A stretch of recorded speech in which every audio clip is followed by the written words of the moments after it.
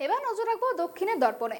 Lok Sabha vote পর্ব মিটে যেতেই আবারও প্রশাসনিক সফর শুরু করেছেন মুখ্যমন্ত্রী মমতা বন্দ্যোপাধ্যায়।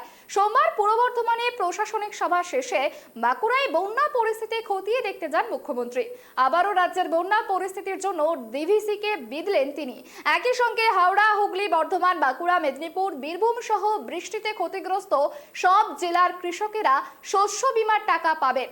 যাদের মাটির বাড়ি ধসে গিয়েছে সেগুলি সার্ভে করে পদক্ষেপ করা হবে বলে জানালেন মমতা বন্দ্যোপাধ্যায়। ইন্ডাস্ট্রি থেকে শুরু করে আমি বাদবাকি রিলিফ ও অন্যান্য জায়গায় মলয় এখানে কাজ করছে, মলয়, নরেন, অরূপ চক্রবর্তী সবাই মিলে এবং ডিএমএসপি উদ্যোগ নিয়ে করেছেন। বাদবাকিটা আমি ওদের দেখে দিতে বলবো। যেখানে রাস্তা খারাপ হয়েছে রাস্তাগুলো আমাদের লিস্ট পাঠাবে। দুই হচ্ছে যেখানে বাড়িগুলো একেবারে ধসে গেছে সেটা উলগানাথনের কাছে পাঠাতে হবে, কারণ আমরা দেখে নেবো 11 লক্ষ বাড়ি যেটা আমরা দেবো ডিসেম্বরে, সেই লিস্টের মধ্যে এদের নাম আছে কিনা। যদি না থাকে তাহলে যার বাড়ি মাটির বাড়ি ধসে গেছে সেগুলো আমাদের পাঠাতে হবে, আমরা নতুন করে সেগুলো দেখবো। বাদ বাকি রিলিফ, জিয়ার সবই চলবে যতক্ষণ পর্যন্ত তারা স্বাভাবিক জীবনযাত্রায় ফিরে না আসছে।